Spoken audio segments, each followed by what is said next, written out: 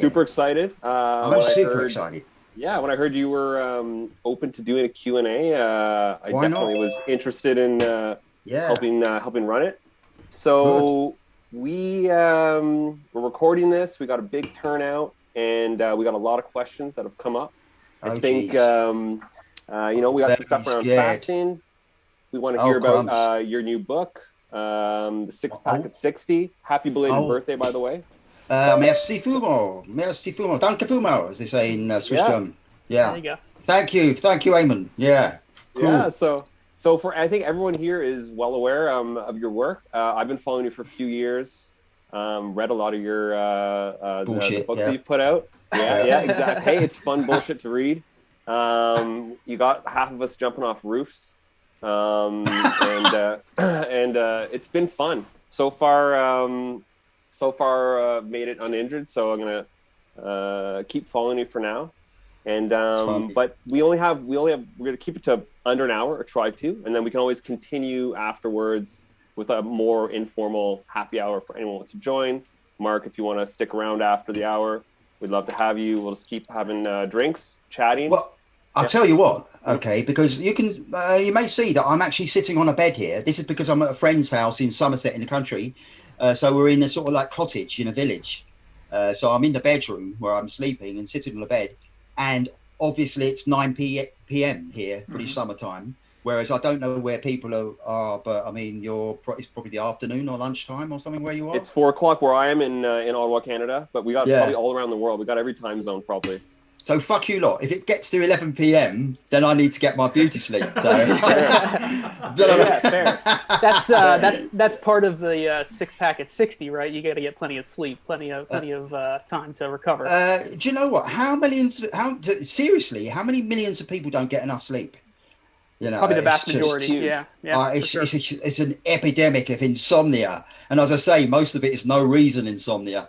As I said in a PDF, it's like a self-perpetuating cycle of almost like a performance slump that you get into, you know, and everything, and you have to try and think, how do I get out of this, you know, and what have you. But that's something else. That's another thing. But you know, insomnia to me is like a huge issue. And maybe it was an issue in hunter-gatherers times. I don't know, because they had saber-tooth. No, they didn't have saber-tooth tigers. Did they? There might have been some crossover. I'm thinking of Ursula What's-Her-Face and 1 million years BC, when she was literally fighting dinosaurs, which was impossible. I think I've seen the movie, but I don't know how accurate it was. Hunter-gatherers were fighting saber-tooth tiger, weren't they? Yeah, because they're like megafauna. You know, mammoths and saber-tooth woolly tiger, mammoth, yeah. Giant sloths and sloths, well, potato. So maybe they got insomnia because they thought they were going to be eaten during the middle of the night or something. But people, you know, modern day, we're not going to be eaten by some sort of megafauna beast. But you know, loads of people got insomnia. Are you a napper? Do you like taking naps ever? No, because I don't think if you sleep well at night, you don't need a nap. Okay. This is the point. And as you get older, because I know some people very well known on Twitter, they have an afternoon nap. And I'm not saying, I mean, when you watch programs on, you know, Amazonian tribes, very often after lunch, they're in their hammocks or what have you, and they have a little sleep. So perhaps it's Lindy, I don't know. But I found if I have enough sleep, I never need an afternoon nap. And people, as they get older, Eamon will know this. Now, Eamon's a young, as they get older, what they find is that they get tired during the day. They need an afternoon nap or something. And it's like, that's only because you're lacking sleep, not because you're older. And you can test this on yourself. Lack sleep in the afternoon, you want to nap, especially if you have a high carb, huge meal at lunchtime. And if you're older, you have a high carb meal at lunchtime. By the afternoon, it's literally like, you know, the Bugs Bunny Disney, where you have matchsticks in your eyes, you know, and the matchsticks are like bending. You've got these bloodshot eyes and everything. So, insomnia is like a huge problem. I said that there was a woman who spoke to me a few years ago, and it was almost like a badge of honor. And one of the first things she said, because I don't know if you know, Jesse, that I spend half my life speaking to strangers in coffee shops. Okay. And so I like that, you know, and you know, half of them happen to be women, you know, because that's just whatever. The averages, right? Yeah. And this woman told me, almost in the opening sentence, a woman told me, "Oh, well, I've had insomnia for 20 years." It's almost as if it was like a badge of honor. You know, sort of like, it's a weird sort of thing. Why would you tell someone that? I'd be embarrassed to tell someone I did insomnia for 20 years. You know, because like, why haven't you sorted it out? You know, but you can sort it out, but people just accept it. And it's like, they tried everything, you know, and it hasn't worked. So they think, oh, well, it's just a condition of whatever. And it just becomes a self-fulfilling loop, you know. And it's really strange because you can have it 20 years. You go to a friend's house, you go somewhere and you sleep perfectly. So the insomnia is associated with your bed. Yeah. You know, it's like, anyway, but I've just gone off at a tangent. Hey, so no, this is what we want. This is what we want. We want the tangents. We want to just run with any thoughts. So, but like Greg, tangents. we want to kick off one of the first questions. So, crumbs. we got some people that are very, got some good ones here. I'm going to say, before anyone asks, I'm going to say, I am not an expert on, which tricep exercise should I do to hit my blah, blah, lateral this head or that, whatever, or to give me striations in my blah, blah, or my anterior deltoides, whatever. Because that's not what really I'm interested in. These are for people that you see on YouTube who are telling you to do 15 different exercises for your triceps or 100 different exercise for your, you know, your biceps, brachialis, or your biceps femoris, which is your hamstring. Someone caught me out on that once.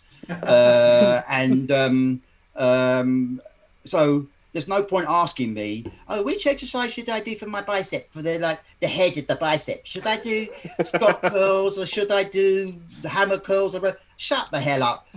All I'm like to talk about is basically fitness, health and fitness. Not that you should do 5 sets of 15 reps for hypertrophy or German volume training for this, or 5 times 5 starting strength. That's all fine. Okay. But for most people, I think that's quite irrelevant, actually. Okay, we're gonna have to scrap 90% of the questions now, Guru. Oh, shit. Oh, Christ. Okay. Good. And then I can get my beauty sleep. There you go. All right, so, far away. All right, so Guru, my first one, you know, kind of in the spirit of your new Who's book. speaking? Oh, Greg. Yeah. Yeah. 6 pack at 60. How has your recovery versus training calculus changed as you aged? Right, as you're younger, you're probably able to go a little harder, not recover quite as well. How has that changed for you as you've aged to kind of maintain peak fitness? Well, I obviously I'm an experiment of one, but I've also trained people. I've also trained with people for the past 25 years, and some of them are a bit younger, some of them are a bit older. So I've seen what's happened to them, as well as obviously known what's happened to me. So the main thing is, I think that it takes you far longer to recover from a hard session. What you used to be able to recover and bounce back from in 24 hours, it takes you, 72 hours. It takes you 3 times as long. And that necessarily means that you can't do the same amount of frequency. You can sort of do the same amount of volume, but you can't do it as many times per week, so I think what that means, if you can't recover, because it's all about recovery. I think a fellow on Twitter said today that basically you break down the muscle in the gym, you nourish it in the kitchen, and you build it while you're sleeping, and that's true. But instead of 1 or 2 sleeps when you're older to get back to base level or to super adapt or whatever, you can discuss that later on, but you need 2 to 4 sleeps. And sometimes I remember I did in my 50s, I did it was body weight squats, 10 times body weight squats, as many sets as you could do. Okay. So it was like those old boxing bouts where they boxed for 80 rounds or something. So I was doing that with squats with a friend of mine. So he'd do 10 squats body weight. Body weight on the barbell. Yeah. So you weigh 80K, okay. You've got 80K in a barbell, 176 pounds. And you do 10 of those. And then the other person would do them. You go straight on and do another 10. Then the other person does it. And so you're interchanging, whatever. So I forget how many sets we did. Okay. But I think we started at dawn. We finished at dusk. But whatever. And I tell you, for about 7 days, I could hardly walk. Okay. Whereas my friend, who was 30 years younger than me, a couple of days he was fine. Wow. And I could hardly walk for whatever. And I'd done mega sessions before when I was younger, but this had a profound effect. And suddenly I realized what it would be like if I was 20 years older, semi-crippled or something. It was like a glimpse into my future. And So yeah, the recovery I think is the main thing, recovery. But also, if you've trained really hard, that's specific to someone who's trained as an athlete. If you've trained really hard, no matter, doesn't matter what anybody says, you get accumulated injuries, knots, scar tissue, tightness, all sorts of things, damage which hasn't really, whatever, and all those sort of things. So you get injured more. If you're really doing intense stuff, you're doing it a lot, you get injured, and that stops you from training. So every professional athlete's career is basically stopped by accumulated injury, either chronic injury, which means they can't train as hard, or they suddenly get an acute injury, which is a career-ending injury, or a combination.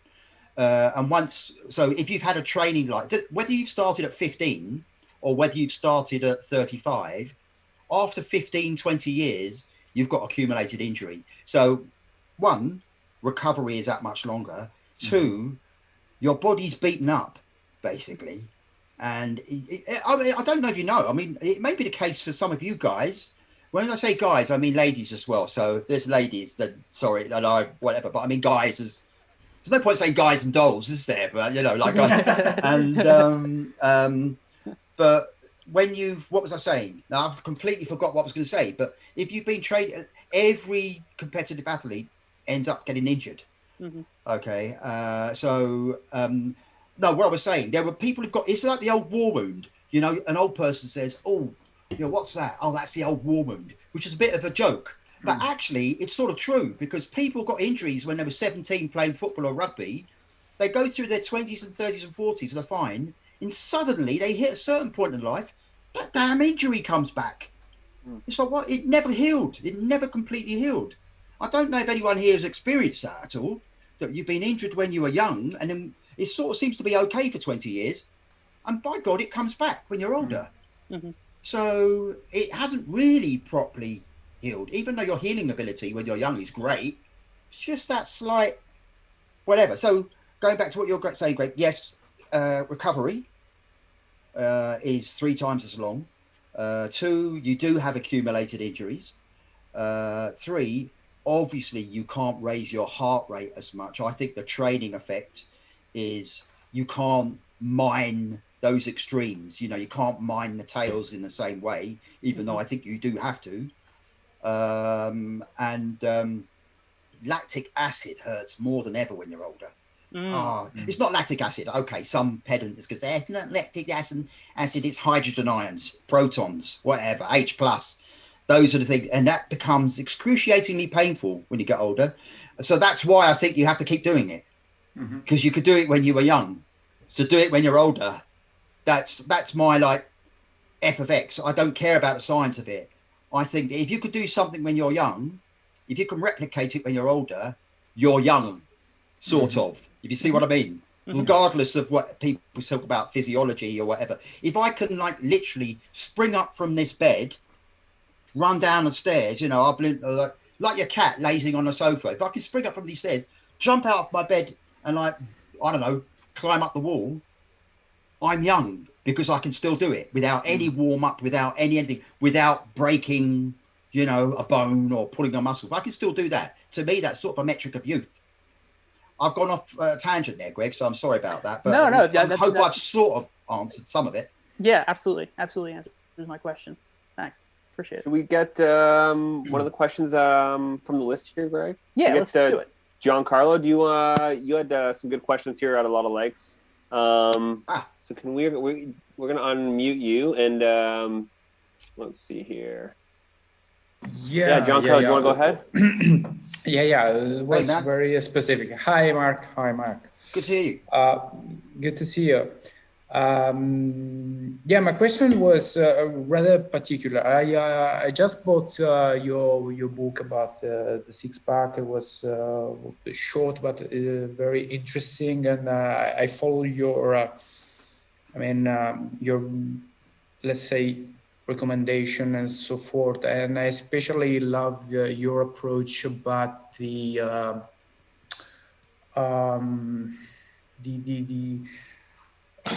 old age diet, going with the extremes.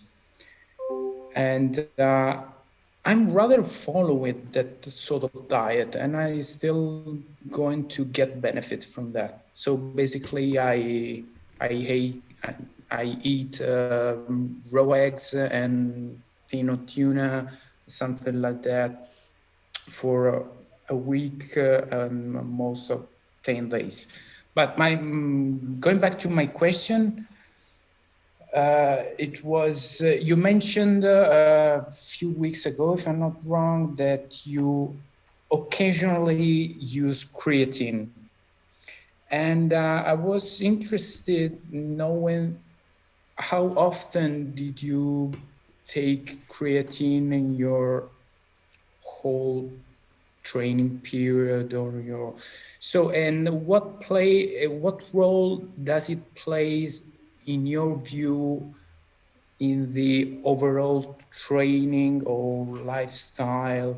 I mean, I do believe that all these supplements play an auxiliary role in the overall balance of your diet, exercise, and so on and so forth. So I was particularly interested in this use of creatine by you. So how often, and what benefits do you think did it give to you?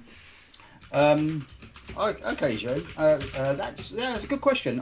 I mean, I'm not. Even though I've taken every supplement under the sun, I think since I was 15, and especially since I started training seriously for 800 meters.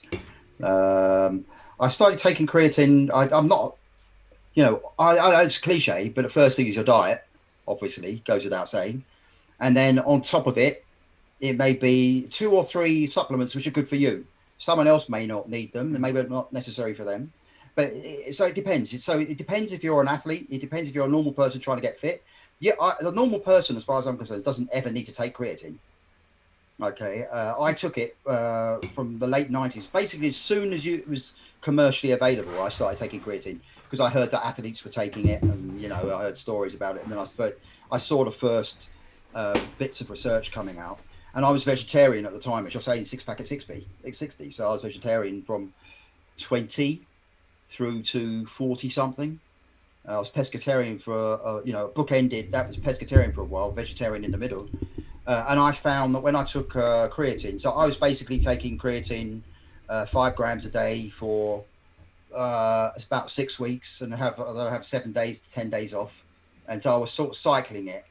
Why, I don't know, because I've now taken it for 20, 25 years, and I know people have taken it forever. Loads of studies have come out, and there seems to be no contraindications. Some people talk about muscle cramps or this or whatever. There may be some individual variability, but it's such a basically, I think the most important, if you're going to take supplements, are probably creatine, protein. Some people might say HMB or glutamine or something, but I think creatine and protein are the 2 major. If you're a sports person and want strength and size, creatine and protein are the 2 most important supplements. Because I also took protein as well when I was training. And I don't take protein powder now or anything. I have protein bars, which are basically candy bars. It's just an excuse. Yeah, absolutely. Modern protein bars are just bullshit. It's just. Yeah. But I admit, I'm not. My name is Guru, but I'm not perfect. So creatine I've been taking on off for about 25 years. I usually cycle it 6 weeks on, a week on, 10 days off, and it really, really, really, really helped as a vegetarian. I found that once I went back onto it, after about 3 or 4 days, I got bigger. I felt more aggressive. My muscles were fuller. I could push more in the gym, deadlift more in the gym, bench more in the gym, and the intervals I needed, the rest intervals were reduced. So I felt more aggressive. I felt stronger. I was stronger, 1-off max. I was stronger, strength, endurance, and I needed less recovery. Now I eat meat. I've been eating meat, animal source food for the past 5, 6, 7 years, whatever, I forget. You could say that creatine now is has less effect. I think it's got less of effect, but you get creatine in animal flesh. You don't get it in freaking mung beans. You get it in animal flesh. So I'm probably naturally having more creatine. Having said that, when you take a supplement, you're usually taking many more times what you would get in food, that dose. So I still take creatine, probably because I'm psychologically addicted to it. Whether it's making any difference to me now is very difficult to tell. But when I was training seriously and I was vegetarian, the effect was almost instant and profound. And I, yeah. I hope that answers what I'm saying. But for general fitness, and I don't think it's necessary really. But I think if you're vegetarian or vegan, there may be certain supplements that you need. Cool. All right. It's all clear. Thank you so much. Thank you. All right, let's move on to the next question then. Here's a quick one. Maybe I'll just read it out here. We'll go back and forth. We're just kind of iterating on the fly here. So let's see. From Shay Hill, this might fall in the realm of like how to get better particular bicep exercise, whatever. But I think it's a little separate. So I'd like to know. Jesus, no one's religious. Yeah. I'd like to know what guru you'd recommend for a non-keto 3-food diet. 3-food diet. Yeah, 3 foods. So maybe keto 3 foods. Doesn't no keto considerations. Maybe 3 foods if you had to pick right now. Kind of. Well, yesterday was Friday. And if anyone's British, they know that traditionally fish and chips is on a Friday. So yesterday I had fish and chips. And today I was at the coast in Dorset in West Bay. And I had a waffle with ice cream, salted caramel ice cream. Oh. Okay. And this is me. Yeah, this is like look up. So disclaimer, I do eat carbs as well sometimes. This is good. We want to hear this. We want to know. But I wouldn't recommend that all the time, what have you. And 3 non-keto foods. Well, they don't have. Do they have to specifically be non-keto foods? No, I don't think so. I think maybe you can go outside of the keto thing. So maybe they could all be keto friendly, but you don't have to be. Well, maybe I would say fish of any. I would say fish of any sort. But then some, as I say, someone's going to nitpick and say, "Oh yeah, but if it's from the Mediterranean, it's got heavy metals, or if it's from wherever, it's whatever." And it's like, okay, all right then, yeah, from organic source, some responsibly. But I'd just say, fish. Okay, I think it's good. Eggs, I do think eggs are a superfood. And then some other person, you shouldn't eat them raw because if you don't eat them raw, they won't be as well absorbed as if. Oh, shut up, whatever. But it's fish, eggs, and I do agree with. I personally love things like lentils and chickpeas, but I know pulses and things don't agree with a lot of people. But I will also say almonds. I love almonds, Nice. And I think almonds are good for you. Not almond milk. Because it's not milk, is it? It's from a nut. It's water. So that's not milk. Milk doesn't come from a nut. Okay, no matter how much they try and market it. Okay, it doesn't come from rice. It doesn't come from oats. So I would say almonds for me, fish and eggs. But those are all keto, so I've literally ignored what you've asked. Hey, that's all right. But then I do like potatoes. I think potatoes are pretty good. As well, nice dug out the soil potatoes, with a bit of butter and a bit of parsley. Good. And let's face it, and the Irish, they lived on potatoes, and look at them, they're great. They're great people. Yes. So yeah, potatoes. I do like potatoes. So yeah. Cool. Preferably chips. So to kind of piggyback on that one, how do you feel about complex carbs in general? How often are you eating them? Bread, potatoes, rice, if at all. When I'm in London, I'm more strict than when I'm away. There's complex carbs, as you say, like breads and rice. I try and, I'm not perfect, but I try and reduce those because I think those are things that make me put on fat. And also, my father had diabetes and he'd had his legs amputated because of type 2 diabetes. So he suffered the full effects of it and had a stroke before that, and also eye problems and things, all sorts of stuff, arterial ulcers on his legs and stuff like that. So I want to steer clear of simple sugars and also complex carbs, basically carbs as much as possible. I do fail at it at times, and when I'm away I do eat more carbs. But I try and minimize that as much as possible. Some people are more carb intolerant than others, and I think also, so there's that. But I think my father's from Mauritius, and all his side had diabetes. So as I've got older, I've thought, and as a vegetarian, I had loads of carbs. pasta, rice, bread, quiches, you know, all that sort of thing. And that's the problem with being a vegetarian, is you're basically on a high carb diet. And a lot of vegetarians, strangely enough, if anyone's vegetarian, a lot of vegetarians don't even like vegetables. So they're eating pulses and pastas and rice, and they don't even eat a lot of vegetables. So I think it's best, especially when you're older, and if you've got any diabetes in your family, to reduce complex carbs. And I know some people think complex carbs are healthy carbs, but I think if you've got a problem with diabetes, or that's in your family, or insulin, you know, problems with insulin or metabolic syndrome, anything like that, I think you should cut out all carbs cut out carbs as much as possible. Obviously, sugars, you know, pure sugars and glucose and fructose cut out, and desserts cut out. But complex carbs, I think if you're really serious, you should reduce those. Some people, maybe Northern Europeans, Scandinavians, could take it more than Asians and Africans and what have you. But I think they're not essential. They're very tasty. They're not essential. And when you get older,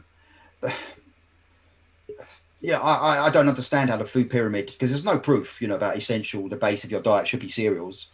I don't think there was any evidence for that, was there?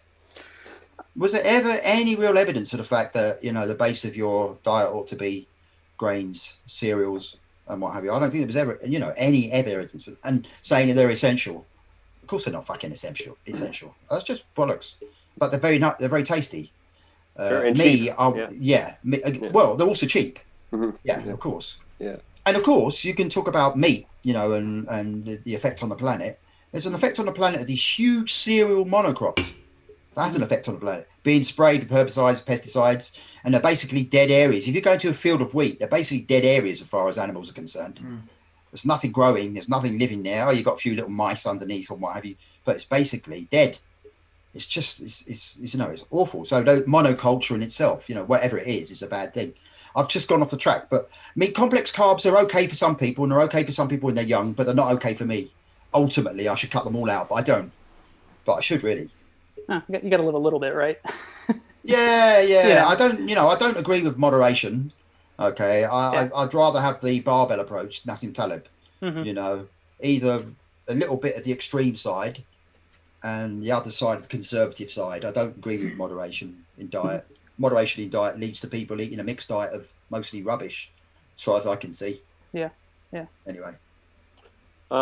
Stephen, I see you're on the line here. Did you want to, Jack, are you able to unmute Stephen? And you had a good question here, I think, around fasting and lifting. Oh. Yes, was trying to get on mute. Hi.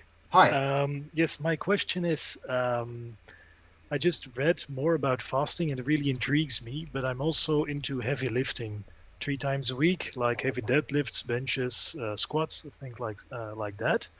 And I'm wondering, what's your take on lifting while fasted? So let's say I eat a first meal around noon and I'll get in the gym by 6 p.m. You do Nomad? Very weak. You're doing Nomad? You're eating 1 meal a day? No. I want to start it, but I'm a bit afraid that I'll be too weak to do the heavy lifting. So I want to go to a regime that I only eat at noon and in the evening, and I'll lift before the evening meal. So that would mean that I eat at 12 at noon, and a few hours later I'll do heavy lifting, and then I'll eat my second dinner of the day. And you'll have absolutely nothing in between? No extra protein, no nothing. Okay. Do you know Martin Berkham's Lean Gains? Yes. Right. What does he say? Well, I know him, but I don't know what he says on the subject. Okay. But I know Lean Gains, and I used to read it, like years ago, but I'm not on. This is my opinion. I'm a firm believer in fasting. Okay. And there's different types of fasting, because I believe 2 meals a day isn't fasting. I think 2 meals a day is normal. I think 3 meals a day is abnormal. So eating 16-8 or 18-6, I think is quite normal. You may be picking at a few leaves in between and stuff like that. Oh, you just disappeared. Oh, there you are. You may be eating a little bit here and there, what have you. But basically, 2 meals a day, I don't think is fasting.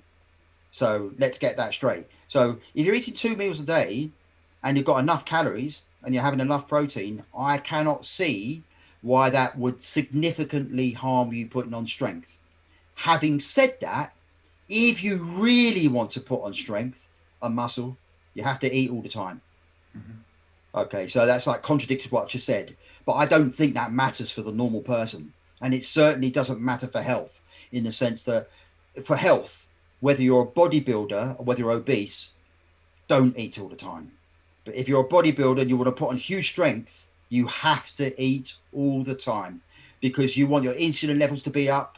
You want to be anabolic. You want to be anti-catabolic all the time. And not only that, but you need extra protein before bed, and you need to get up in the middle of the night and have more protein. Okay, so if you were really, really, really, really serious, you'd be eating all the time, a meal every 2 hours, extra protein at night before you go to bed, and then wake up and have protein and eat during the middle of the night. Okay, so that's if you are super serious in getting strength and muscle. So yes, your concerns are sort of valid as far as that extreme is concerned, but for the normal gym goer, it doesn't matter. Okay, because your 2 meals a day, whatever you're eating, you're not saying I want less calories. You're just having everything you need in those 2 meals. So you're having a gram a pound body weight. So if your body weight's 200 pounds, you have 200 grams of protein. Some people will say, oh, you can only absorb 40 grams in a meal of protein, which is rubbish. I don't think there's any evidence for that either. And also, not only that, I think if you fasted, your body's then wants to grab hold of the nutrition it's got. So I believe if you're talking about Art Devaney, does he have the 4-4 thing, which is like you train for, if I've got this right, you train 4 hours after you've eaten, and then you don't eat for 4 hours after you've trained. No, 1 hour after training. Oh, is it? Well, okay. So when I trained competitively for 800 and then 100, when I was in the gym, I always made sure I had something to eat within 30 minutes. It wasn't necessarily a huge meal, but I made sure I had like 40 grams of protein and some carbs with it and all the rest of it to increase insulin, to have all the rest of it. So yes, if you're extremely serious about strength, size, you have to eat all the time. But if you're a normal person, you will still put on strength and size by eating 2 meals a day, but making sure you have enough calories and enough protein. You still got to make sure you have enough of those things and enough fat, and yes, some carbs. Okay, I think it's difficult to put on huge size, no carbs. There's a lot of disagreement on the internet. Okay, and there's also individual variation. Whether you're an ectomorph, I think an ectomorph. But I think for a lot of athletes, the idea of eating 2 meals a day or fasting is psychologically very difficult to deal with, because you think, wow, I'm literally going to blunt my game, so I'm going to subvert what I'm trying to do by not eating enough. Just make sure you get enough calories, make sure you get enough protein, and I can't really see, it depends what your focus is. That for the normal person who wants to get better in dead, squats, bench, the big 3, I can't see that that's too much of a problem. If you were competitive, it is a problem. Without, I don't care what lean gains or what anybody says, you've got to eat all the time and eat a huge amount if you want to put on huge strength. And but it's very, very unhealthy. This is why I say a bodybuilder and an obese person are basically the same.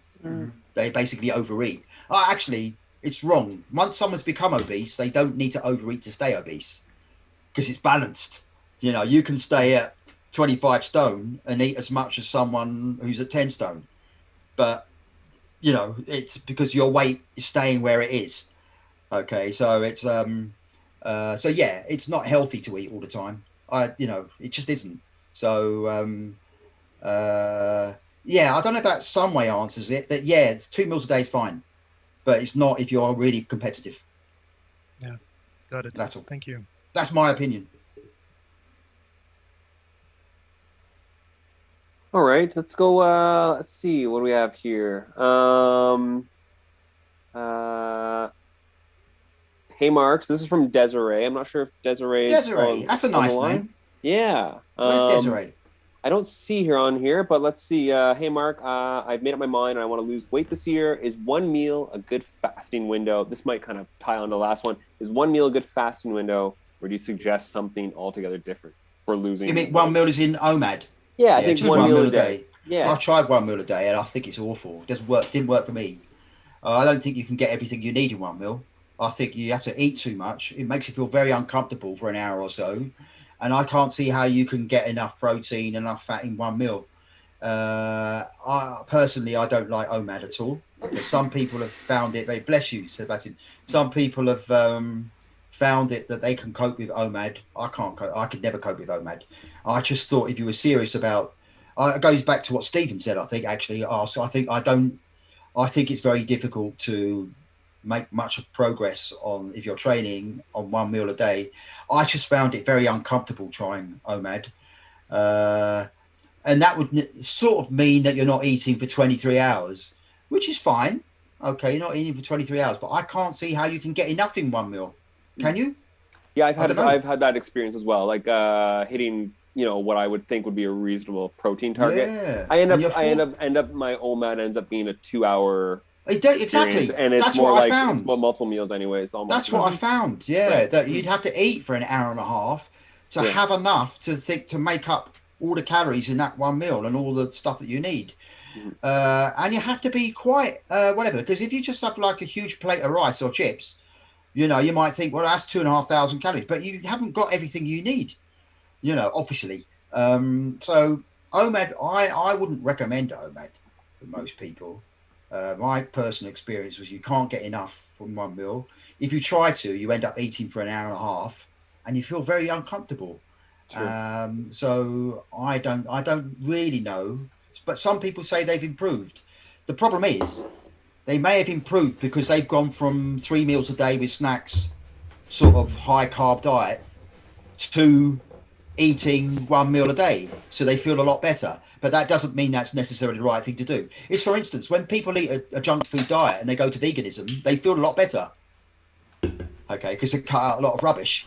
Yeah. So initially they feel better, but they don't really know otherwise. So they've tried that. So just because you feel better in a couple of weeks of OMAD doesn't mean that's the best thing that you're doing. And you don't know a few months down the line what the effects are. So I personally wouldn't prescribe OMAD to anybody. For those 2 reasons. One, it's very uncomfortable. 2, I don't see how I can get everything in one meal. That's fair.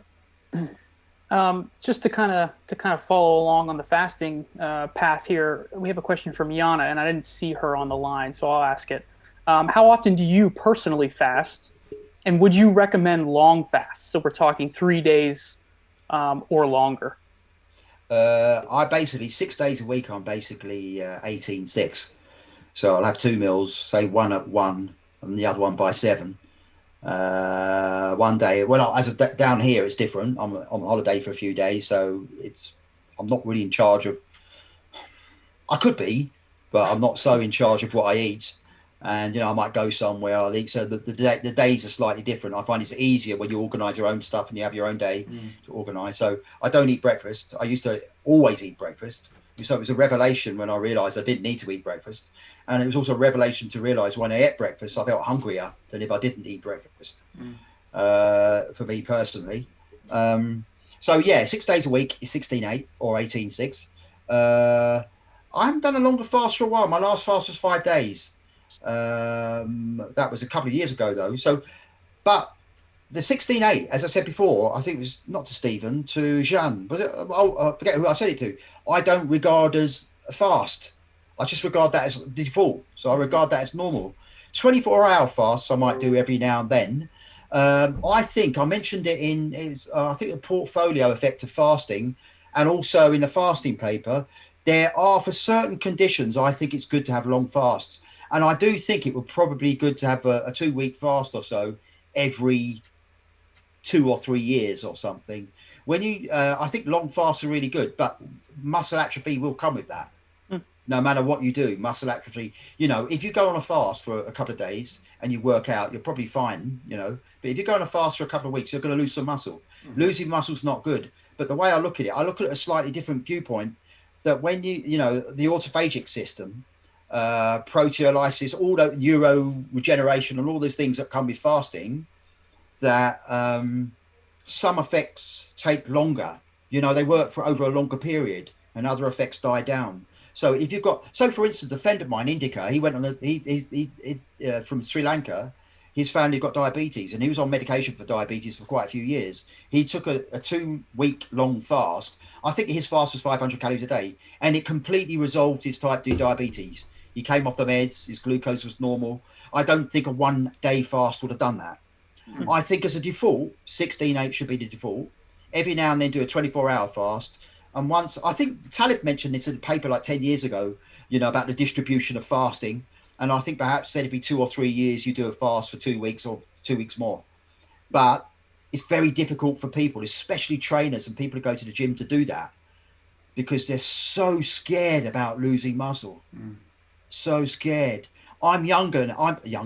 What did I just say? Benjamin Button or Dorian Gray. You know, I look in the mirror, going backwards, get younger and younger. Yeah, I'm gonna be next time I do it. I'm gonna be a baby with a little dummy. You know, 6-pack at 60 weeks or something. And then, so I've sort of got over.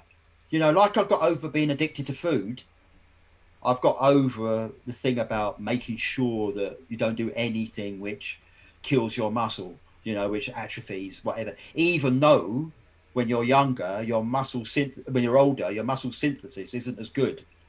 You know, I still will not eat like I used to because I don't think eating, regardless of what you do, eating all the time, I just think it's bad for you. What was the question? No, you answered it. Yeah. Oh, I have. Yeah. You got it. And then just one more part to her question was, what are the best foods to eat to break a fast? So say you fast for 3 or 4 days. What are you going with to break? Well, if it's Ramadan, you break a fast with a date, don't you? I think in Eid, you break a fast with the date. But I think for everybody else, it really depends. A good friend of mine, no matter what he eats after a fast, after 3 days, he gets like explosive diarrhea. He's got to run to the loo. You know, 20 minutes later, he gets diarrhea. A friend of mine. You probably know who he is. I won't mention his name, but whenever he eats, he literally says he just has to run to the loo no matter what he eats. So he eats very small. Me, if I've had a 3-day fast or 5-day fast, I will eat everything, and I feel fine. In fact, when I say I feel fine, I eat so much for the taste as opposed to feeling full. You know what I mean? It's like everything tastes great after a 5-day fast, everything. So you're eating for taste, you're eating for flavor. So even when you're full up, you still want to eat because the flavor is so great. But Taleb said this as well, you know, when you go on a fast, water tastes fantastic. You know, it's literally tastes, when you go on a fast, when you don't have sugar, when you have sugar's like an explosion. You know, it's so sweet. So fasting definitely increases your sensitivity to flavors, to smell, to all sorts of things, without a doubt. So I don't have a particular food. I wouldn't eat junk food, but I don't have a particular favorite food I would have. You know, a nice soup would be nice. I like pulses, a bit of fish, but I would basically, I don't think I'd have a particular favorite food that I'd break a fast with. I can eat as much as I like, but other people, they literally suffer. I know there's a refeeding syndrome. Yeah, there's refeeding, which is a medical issue. That if people have been starved for X amount of weeks or months, you know, you could really kill them by feeding them too much food. I don't know if it upsets your electrolyte balance or something or what have you. So refeeding syndrome is a real problem. You know, that's a medical problem. It's a medical problem. But I don't think that's going to be a problem after 3 or 5 days fasting for most people. But some people, they do definitely get the squits and they feel bad if they eat too much. I don't know if it's particular food. My friend who gets the squits, no matter what he eats, because he's tried, he gets the runs. He gets deadly belly, like literally 20 minutes after breaking a fast with anything. So he has to eat very small. Me, I can eat a lot and I don't feel whatever. But all food tastes great after a fast. After 3 or 5 day fast. I don't know if anyone's experienced that. Yeah. Food is great after a long fast. It's literally reward. That's what's so great about a fast, is this reward at the end of it. It's literally like, can you imagine the flavor of things? It's just incredible. It's like not having wine for red wine for like a year, and then you have a nice glass of red wine. Wow. That's just fantastic. So yeah, there we are. You see, Giancarlo's got Giancarlo. wine. Well, of course he would. Yeah, he would have the red wine, you know. So it's just great. Everything's heightened. So after a long fast, I eat because the flavors are so fantastic.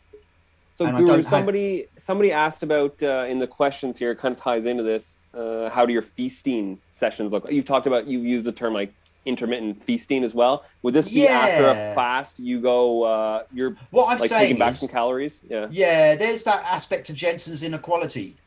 You know, they're eating 500 calories one day and 3,500 calories the next day isn't the same as eating 2,000 calories on both days. It has a different effect on the body. Because one day you've gone for like 24 hours or 30 hours of 500 calories.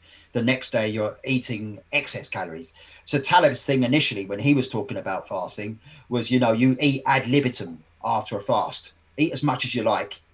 Having said that, I think there's a problem with fasting. So if you're doing Ramadan, you know, very often what happens, relatives at dusk, when the moon comes up or whatever time you can eat, they all go around and they eat huge amounts of food and desserts and things like that and what have you, which I don't think is very healthy. I think that's the only problem. They're breaking it sort of in the wrong way every day. So I don't think that's health, what have you, because junk food is junk food. You know, sugars are sugars. So I don't think it's good to So intermittent feasting is fine. I think it's almost like the bodybuilders who do like 6 days a week, low or zero carb, and then for one day they eat tons and tons. Is that called pump and dump? I forget what it's called. Carb loading or something. Yeah, it's like that, you know, what have you. So I think you can do that, and I think psychologically you feel good, right? You know, because if you're trying to like reduce your calories, I've never tried to reduce my calories, but you try and reduce your calories, it's like constant austerity. So you need to reward yourself with eating. So I think if you're being strict on 6 days, there's no problem to eating a lot. There may be positive effects, you know, maybe positive effects, but chronic calorie counting or chronic calorie restriction is not good. It's fragilizing. You feel cold all the time. You know, it's not good for you. So, but you know, I said the default is that basically you're on slight calorie restriction for 5 days a week, and then a little bit over for the other 2 days. But that calorie restriction comes from a keto diet. It doesn't come from restricting calories purposely, but it's a side effect of what you're eating. Okay, that you're not on this metabolic roller coaster of high insulin, low insulin, high insulin, low insulin, and you've got to keep eating because you get the Chinese the rebound hypoglycemia.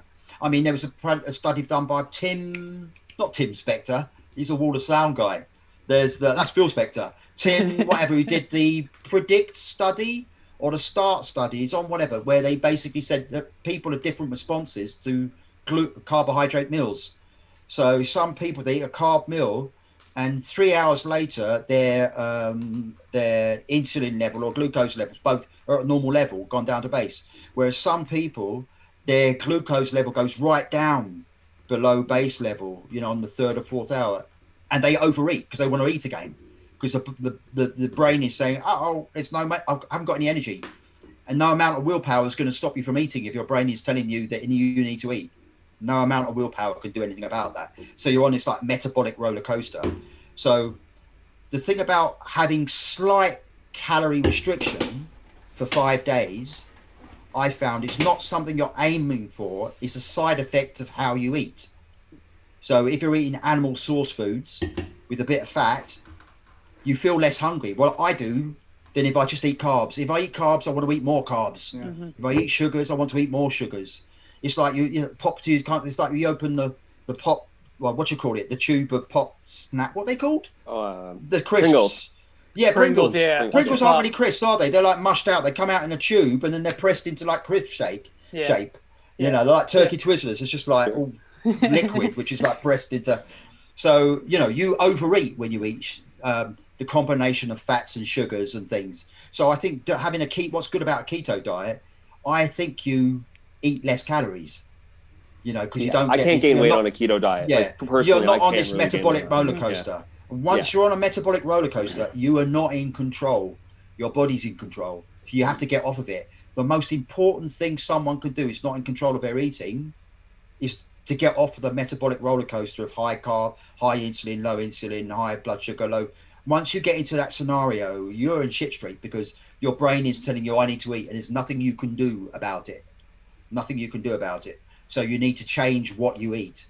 So for me, it's like 5 days sort of keto-ish and a couple of days less strict. And on those days, I'm going to make up for any lost calories, what have you. And so that's the Jensen's equality effect. And again, it's not like the same amount of calories every day. It's like 5 days is a different diet, slight calorie restriction, a side effect of the different diet. And then 2 days, it's slightly over. So over the course of the week, you're getting the calories that you need. But it's happening by itself, you know, because I don't believe in counting calories. The only thing I do really count is protein. You know, I just try and make sure I get a gram a pound body weight. That's all. And this seems like work nicely with like, you know, for me, at least pre-COVID, socially speaking, like if I'm having more, I can have more carbs on the weekends with my friends. When I'm at home by myself, I can worry about sticking to a, you know, high meat diet and low carb. It's easy. It just all works out nicely. I find I can have more calories. Yeah, I think so. Yes. All right, what do we got next? We got another one in the chat here. This one's from Sam. So this is kind of for those wanting a lean physique. What's the kind of, would you have a rule of thumb for splits between steady state cardio and like a sprinting regime? So kind of how much would you allocate to each? I guess to see where you, or what are you doing right now for your 6-pack at 60? What's your kind of allocation look like between the two? I think I mentioned it on Twitter, and I've mentioned it somewhere about, you know, doing, Mike Cernovich calls it zone two training, you know, your heart rate's at a certain level for a longer period of time. I think my zone 2 training is or cardio is my normal life, going for a longer walk, cycling, you know, stuff like that. So I never do cardio because cardio is just the sort of my normal Levi flight that I do every day, my normal Brownian motion, my normal cycling to the coast or cycling on the coast or so I don't jog. I don't ever purposely do cardio. I love that. But I do cardio because it's just my normal Levi flight with Brownian motion. That's it. It's my normal, you know, movement activity through the day. Okay, so that's the default thing. So in that case, I don't do cardio purposely. It's just an effect of how I live. And then, so secondly, I do interval training purposely, and I do gym and circuits purposely. So I think for people, they need a necessary aerobic base. I don't think it should be, not aerobic base as in you can run a marathon, but I think you need a necessary aerobic base. And on top of it, you need to work your heart rate a little higher, and you need some higher intensity stuff. So your heart rate is spiked in sort of, you know, like a ratchet effect.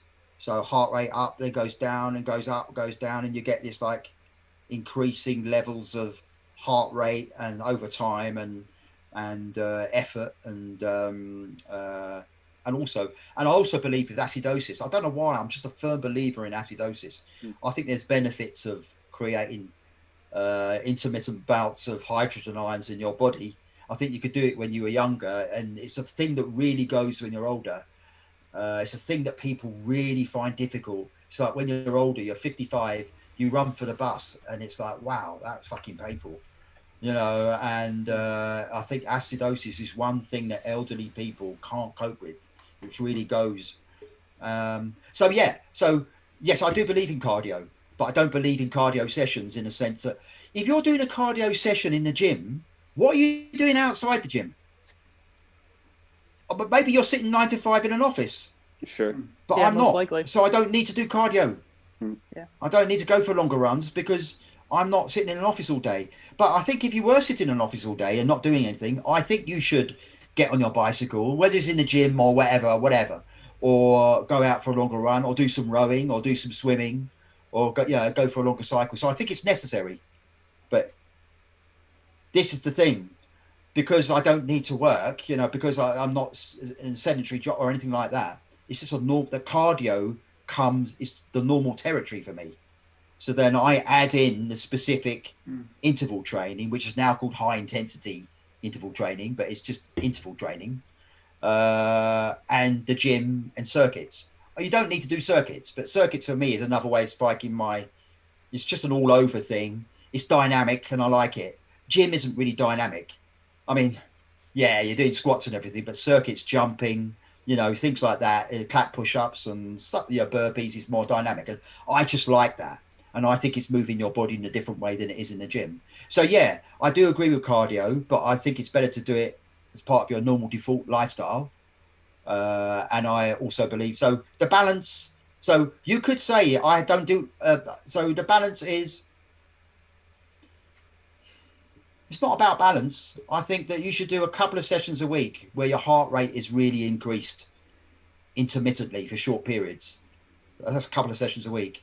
And then I think you need to do 1 or 2 strength. This is just general fitness. It's not specific for one thing. And then at least 1 session a week on strength. Probably 2 sessions a week should be the minimum. I do 2 sessions a week on strength, 1 session a week circuits, on 1 or 2 intervals. It depends. It depends on all sorts of things. You know, I might do less gym 1 week and do a couple of sessions of interval training, but I don't do any cardio because that's just my normal default. You know, it's not a window of cardio. I just do that normally. We're just about at the hour here, Mark. We can continue after, but just for the sake of a nice YouTube video that's going to eventually be uploaded, and we want to keep it under an hour. You want me to sing? Oh, well, we want you to sing, but before you do that, where can people find you? What are you working on right now? Like, what's coming up? People can find me on Twitter, but then you lot already know that. People find me on Twitter on Guru Anaerobic. I was going to say .com. It's not .com. So Guru Anaerobic, Guru Anaerobic on Twitter. I am on Instagram, but I don't really use that for what have you. The next thing I'm doing, I'm writing Gang Fit Revolution, which is like the bookend to Gang Fit 1, 2, and 3. Gang Fit Revolution. I've also written a children's book, which my friend Daniel Hugendorn is doing. He's dragging his heels. Daniel, where are you? He's not here. But yeah, he's doing the drawings for it. So I'm very excited about that. So that will be published on Amazon. And also I'm going to do I might do a little product, how to stay young or something. I don't want to just like keep writing, but I want to do a few PDFs and things. What's great about writing is you can basically rant and people will read it. If you just rant in a market square, people think people will take you away. They won't notice. But what's great about writing is you're literally just vomiting whatever's in your brain on the page. And I really like that. And it's like people will sort of pay you for that, which is really nice. It's like, wow, this is great. I was doing this. Why didn't I realize just to write it down, and everything. I had someone yesterday, I had a podcast with a couple of guys. It was really nice. A couple of young guys, a few guys in the US, they're in their 20s. And they said, what I like about you, Guru, is you're literally like the character you portray in Gang Fit. He says, sometimes you speak to an author or somebody, whatever, and you speak to them in real life, and they're not really like their persona that they've written about. And I think, so if I write about something, it's something I feel that I've got experience in, not necessarily scientific experience, but experience in, and the things which interest me, and the things that I've observed or seen in my life. So yeah, there's a lot of things I want to write. I want to shoot more videos and get better at doing videos. You can see this video is shit because I've got my camera, but I didn't set it up, so it's just a laptop camera. And so there's many things I want to improve at, and also do stuff off of Twitter. I've got all sorts. We're in lockdown at the moment, or coming out of lockdown, and in UK have got this traffic light system, green, amber, and which countries you can go to and all the rest of it. So there are loads of places I need to visit. Well, we did a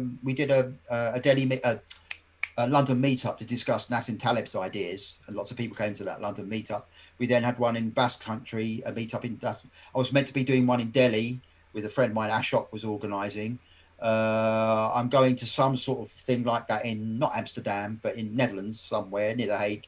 So there are lots of things. It's really exciting, actually. There's lots of things. But I'm going to carry on writing because I quite like writing, which is a revelation, really, because I didn't really like it at school. So. Well, we love it. We want to keep reading it, so keep it coming. You got tons of people that are excited to see what you come out with next. If you're still free and you're not too tired, I'll stay on for a while. Stick around. Yeah. I think, sure. Hey, Jack, Seb, Greg, are we doing the kind of happy hour thing here? Yeah. Ooh, I don't know if are we able to do it in the Zoom? Can we unmute everyone here? Is this how we want to do it? Yeah. Yeah. Okay, so, cool. Yeah, let's do it.